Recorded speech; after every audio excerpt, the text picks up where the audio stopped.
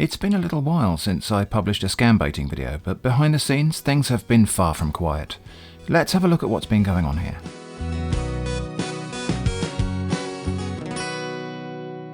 First, I was hoping to make a sort of throwback to my Just Say OK video, but this time it was going to be Just Say What?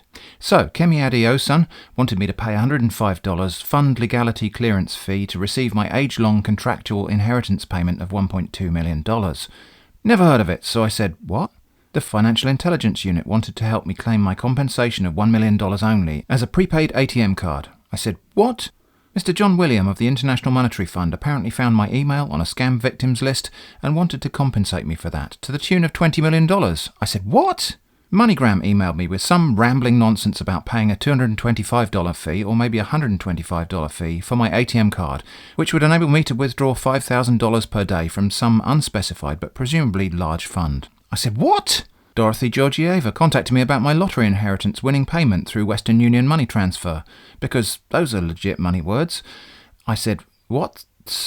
Audrey Parker of the FBI emailed me about my prepaid ATM card worth $10.5 million recovered from an Australian citizen who works at JFK Airport and was recently arrested. I said, you what, mate? And so it went on for around about a month. I just replied what to scammers. I didn't keep a count, but it must have been hundreds of scammers. This is just a small sample of them here. But for the most part, this tactic didn't really work. It got a few replies, but nothing very interesting. We'll have to try something else. One of the scammers, and I think we should look at this one, Mr. Williams-Jones, because that's how names work. Mr. Williams-Jones emailed me to say, I am Mr. William Joan, because that's how plurals work, from the FedEx delivery company USA, and I'm writing to inform you that you are listed amongst those whom the new United States President Joe Biden has approved to pay the sum of $10.5 million as a scam victim's compensation. I said, what? The scammer just repeated, I'm Mr. William Joan from the FedEx delivery company USA. I asked, who told me this? William, or maybe I should say Joan, replied, I told you to send your receiving details and phone number. I'm waiting to hear back from you as soon as possible, thanks. I said, okay, I thought it was one of the other Joans. William replied, it's me, okay? I said, what? You see, every day I encounter a large number of Joans, and perhaps an even larger volume of Williams. It's not always easy for me to keep track of which William or which Joan I am talking to. I hope you understand. The scammer just pasted in the same reply, I'm Mr. William Joan from the FedEx Delivery Company USA, etc. I replied, hi Joan, what's the is the today? But this scammer was just pasting replies, same again. I left it there, plenty more scammers to play with. Next up, a very enigmatic email saying, please can we work together? I asked, work on what? The scammer sent an incredibly verbose template email, apparently complaining about civil liberties in Hong Kong, but mostly about how we could embezzle the funds of some supposed deceased bank customers worth $16.5, $18 and $20 million. We could share this 50-50. Also, apparently I was to help arrange for Mrs. Yan Wang to leave Hong Kong for a better and safer life here in my country. Well, I'm not sure I can actually promise that, since people here seem to think it's a good idea to buy petrol in plastic bags. That's where we are right now, but anyway, I asked, is this what you wanted to work together on? The scammer said, my dear partner, I want to thank you for your email response. Yes, this is what I want you to partner with me on. And then another wall of text about the scam scenario, about how this scammer hoped they could rely on me, etc. Well, you can rely on me for something. Not those things, but definitely something. I replied, I don't really want to work on that. Do you have anything else? The scammer replied, my dear, I understand your plight. This money can change our both lives for the better. My deceased client is a very kind person who will prefer that the money go to the needy than going to the government. Well, yes, I've always found dead people to be very compliant and not argumentative at all. God works in miraculous ways. This, I believe, is a blessing sent from God to us. We will build a better future for our kids and family. If we ignore this opportunity being presented to us by God, some other people will collect it and misuse it. Life is all about opportunity. If we do not take the chance now, someone else might take it and use it for his or her selfish reasons, and not for the betterment of the less privileged. Moreover, God placed this in our heart for the betterment of our family. Think of the good this can bring to us. Please just give it a thought and get back to me. I said, sure, I know. It's just that when you asked if we could work together, I wasn't expecting this. Is there something else? The scammer didn't appear to be paying much attention and just pasted in a template response. I clarified. As I mentioned, I do want to work together, but not this. Please would you confirm if you have any other options? Perhaps if you could outline between 3 and 5 alternative ideas. I'll see if any of them appeals to me. No response, so I gave a little nudge. The scammer replied, I don't have anything to say. That's why I have not been able to answer your email. I'm looking for a reliable partner who has the same last name as my deceased client so he or she can help me in transferring this fund out of Hong Kong. The truth is that I cannot do this on my own, so I need the help of a foreigner who will help me open a foreign account that have the same telex type with bank in order for me to transfer the funds into it without raising eyebrows or attracting foreign countries that has strict monetary policy. This is what I want because situation in Hong Kong is growing worse daily. I want to relocate with my family, and this is the only way I have found to do it. I hope you understand as I await your response. I said, I understand completely. It's just that I don't want to work on this thing. I would much prefer to work with you on another, different thing. Please describe what that might be. Again, the scammer sent me a long template email with some photos attached of supposedly Mrs. Wang and her daughter. I can't show you them because they're probably just stolen photos of innocent third parties. The email said, "Thank you once again for your genuine interest in this transaction. I'm glad to note that you are a noble, matured and trustworthy person whom I can rely on for your capabilities to handle this transaction. And for a person of your status and experience, I am very confident doing this business with you." And asked for my address and personal details. You know, the sort of details you should never share with a stranger on the internet. I said, as discussed, I'm not really interested in that transaction. Please tell me about the other transactions. And now it seems I'd broken through the copy-pasting and had the actual attention of the scammer, who replied, "I've told you what I want and why I contacted you. Since you're not interested and you can't help me, why not leave me alone so I can look for someone who can help me out? If you are interested, I've given you information about the transaction and what you need to do, so you can kindly follow them so we can proceed further." I explained, I do want to help you and I am interested, just not with the thing you described. This is why I'm asking for information about something else where I can help. What might that be? The scammer said, what I require from you is to send me your credentials, as I can use it to do the paperwork that will place you as the beneficiary of the fund. So I will need you to send me the below details. I said, okay, but what are we going to work together upon? You still haven't told me this.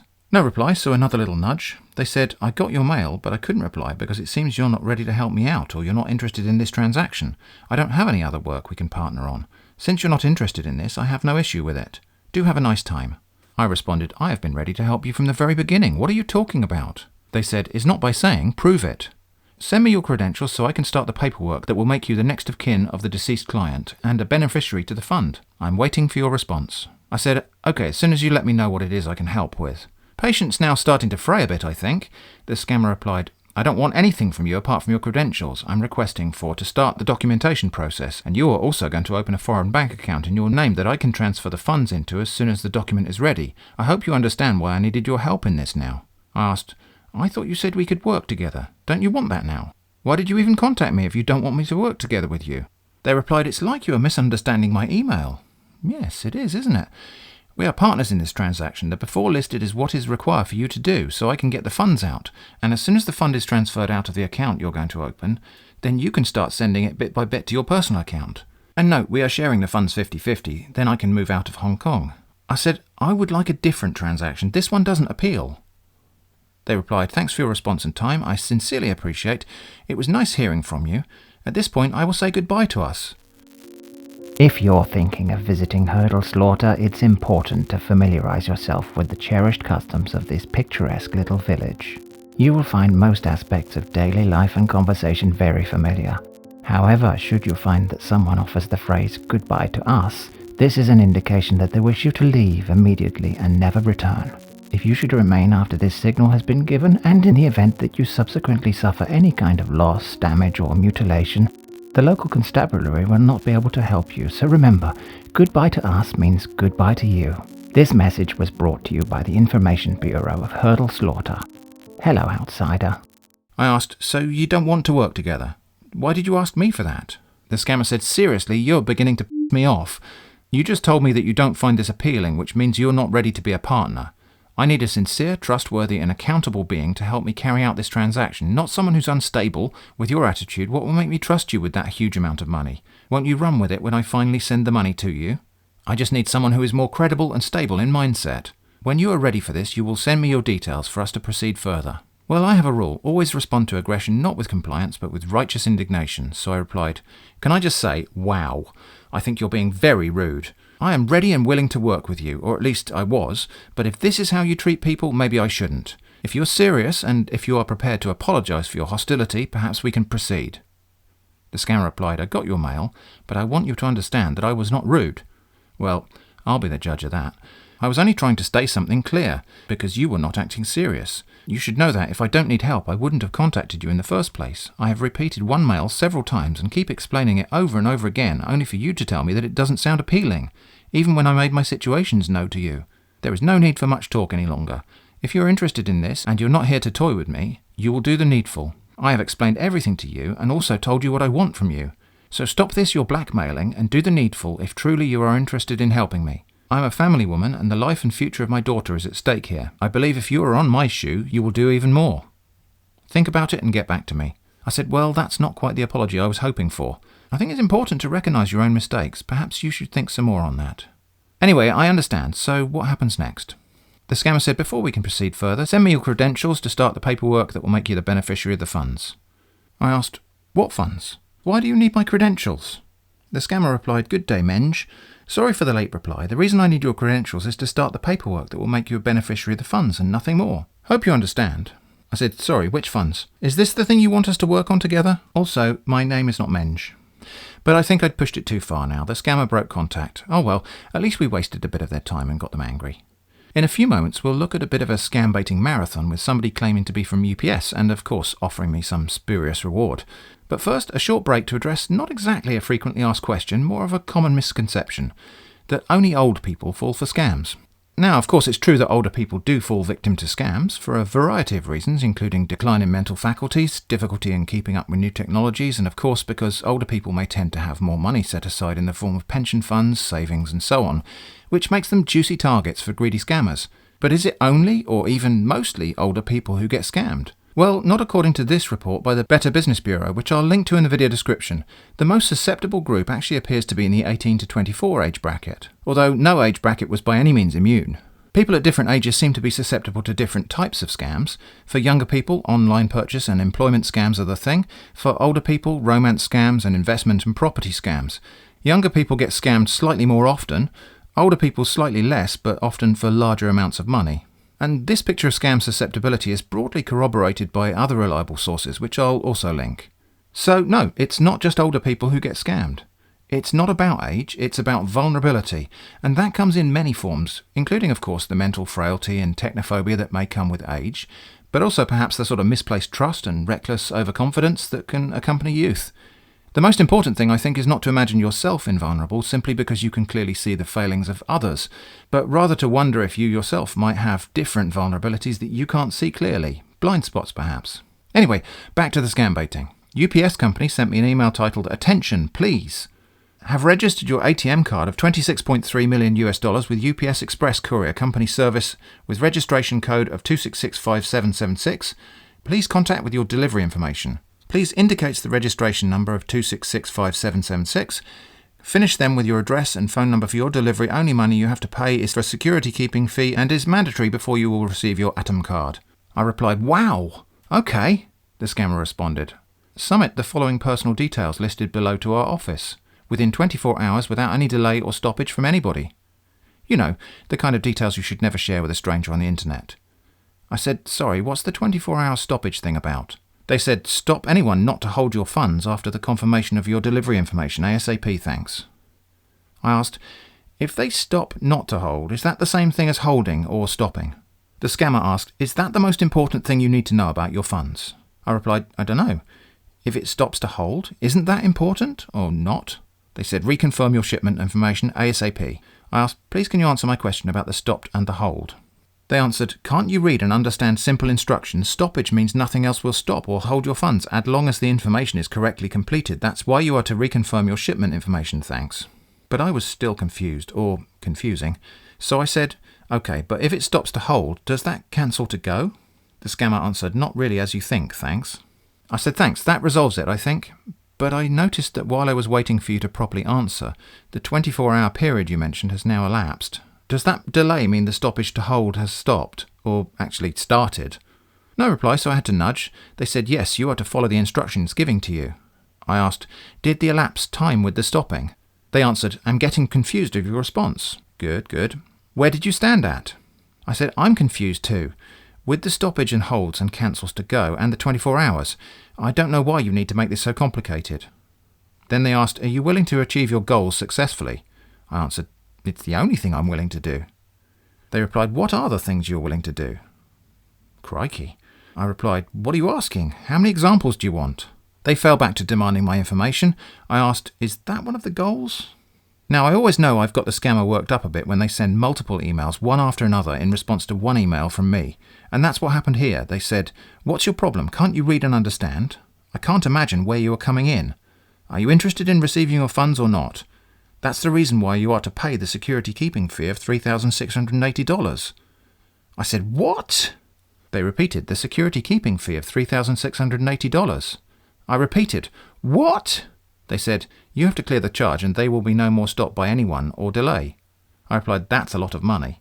How can you be sure about the stop and delay?" Trying to reassure me, I suppose, they fell back on what looks like a pasted template saying I could pay half now and half later, so agreeing only to scam me half as much. How kind. But I wondered, if I only pay half the amount, maybe only half the things will happen. I inquired, if I only pay half, will that mean there is no more stop and delay? Or will there be still delay but no stop? Or stop but no delay? Trying to maintain a reassuring demeanour, they answered, "There won't be any issues with your funds. Everything will be successful, delivered without any delay or whatever, so we look forward to your response. For more information, thanks. And I want to personally assure you once again that you will have every cause to smile and be happy upon conclusion of this project. We will continue monitoring all your services with them at all level as well as your correspondence until you have received your Atom MasterCard. Accordingly, we are here to protect your interest, and that is the reason why we are doing all we can to make sure all goes well. This is a huge amount of money which we don't wish for you to lose. And then, we are so sure of everything, we are giving you a 100% money-back guarantee. If you do not receive your fund within the next 24 hours after you have made the payment for registration, and there will not be any more payment inspection after you sent the fee of $1,850 US dollars. And this is a guarantee. But for me, there were always a few more details to clear up. I said, "Thanks you for your kind assurances. You mentioned 24 hours. Is this the same 24 hours you mentioned before, related to the stoppage and hold, or a different 24 hours? They ignored this question and replied, "So to avoid wasting of time over this transaction, you to follow the instructions and complete the payment send. And if you are ready to receive your package immediately, for the information were to send the needed fee, so everything will be done now." I said, "You didn't answer my question about the 24 hours. Clearly a bit angry now, they sent me 4 emails in succession. "What's your question about? Didn't you go to school, so you don't know what's 24 hours? Are you okay? Why asking question like a little kid's? What does it mean that you don't know what's 24 hours delivery? Truck emoji time. I'm getting confused of your words. If you're not interested in receiving this funds, please do not bother to waste time. How many times should I explain this to you? So you can't read very well. That's the reason why you keep asking for one thing all the time." I retorted, "Why are you being so rude? It's a simple enough question and you just haven't answered it." They asked, "Where are you from, please?" I ignored that. They went on, "It means a different thing, which the time of your delivery can only be spent a few days. That's the 24 hours ahead of time." I asked, "If it's a different thing, how is it the same number?" They asked, "What's your question about?" I explained, "I wanted to know if the 24 hours you talked about was the same as the 24 hours you mentioned earlier. You said it was different, but they were both numbered 24. How does that work?" The scammer said, "I'm talking about the time giving to deliver your funds, which only made in 24 hours, which means only a few days, only one day. That's the 24 hours about, not anything it's the time to receive your funds." "Yeah, clear as mud." I replied, "I'm sorry, but none of what you just said makes the slightest sense." They snapped back, "Okay, to hell with you." Now I have that rule. Always respond to aggression, not with compliance, but with righteous indignation. I said, "I don't know why you're being so rude and uncooperative. Maybe I should use FedEx instead." This sent them on yet another flurry of replies. "What are you talking about? I have been trying to clear you out." Yes, you have, but it's still hard for you to understand a simple word. You have to trust me because I'm very sure you will never regret this opportunity in your lifetime, and I believe that the most important key to a successful transaction relationship would be to have trust. I believe that with trust, wisdom will follow. However, what I've noticed is that many people think trust or expect that trust is to be earned by the other person, when in actuality it's something that comes from within yourself. I stood my ground. "What are you talking about now? I really don't understand why you can't just answer a simple question instead of rambling on and on about keys and trust and withins." They fell back on the request for payment information, by which of course they meant my details. You know, the kind of details you should never share with a stranger on the internet. I said, "How can I send the information about sending the charge to you when you want me to send the charge to you? Look, is there someone else there that I can correspond with? Are you new at this job? You don't seem to know what you're doing." In what I suppose was a sarcastic rhetorical question, they said, "Should I send you the payment information, where to finalise the payment and send additional to our agreement with the courier office in charge over your delivery?" I replied, "Yes." Also, were you asking me to send this to you? The scammer replied, you are not sending the money to me, it's going to the courier account, so don't think it's coming to me as you wish. I replied, I don't see how any of that helps. First you asked me for money, now you say I'm not to send it. It seems like you're the one wasting my time here, despite your earlier complaints. Then I said, I had an idea that I think will help. If you send me the courier, I will pay the office after 24 hours, then you can prevent the stoppage. Once the stoppage hold is stopped, it cannot be started. The scammer snapped back, then to hell with you. I asked, why do you keep saying that? It's quite rude. Follow the instructions, they ordered. I replied, I've been trying to follow the instructions, but nothing you say makes any sense. We're now many multiples of 24 hours beyond the stoppage to hold. I don't know what to do now. And then in what I suppose was a desperate hope that I would just pay some money, the scammer sent me some account and address details. Now these could just be the details of one of their money mules, but interestingly they did describe it as my account information. And the timing of their past email replies to me does generally fit daytime hours in Washington DC, so I tend to think that's where this scammer actually lives. I was also able to find the Facebook page of the person named and located by these details. I'm not going to show it to you because I suppose there's a possibility that it's just a stolen identity. Now, if you're about to say I should report all of this, there's an FAQ about that. I don't know of any very effective reporting mechanism for this sort of information. Anyway, I decided to pretend that I also lived in DC, and I replied, oh wow, you live in the Capitol Vista block. I live in Ridge Street, Northwest. They just tried to carry on with a request for my details. I said I could pop over to your place and write you a check if you want. Or we could meet for coffee at the Hampton Inn or somewhere close by. The scammer said, to hell to the office in charge. I replied, what? The scammer responded, you are an idiot and I want you to stop emailing me to avoid getting you arrested. Well, I didn't stop emailing, of course, and I probably won't stop emailing either. But at the time of recording this, they've not yet replied. I'll keep trying and see what happens, as this scammer clearly finds it just a little bit hard to dump me. I hope that was a bit of fun. Thanks for watching, and I hope to see you again soon.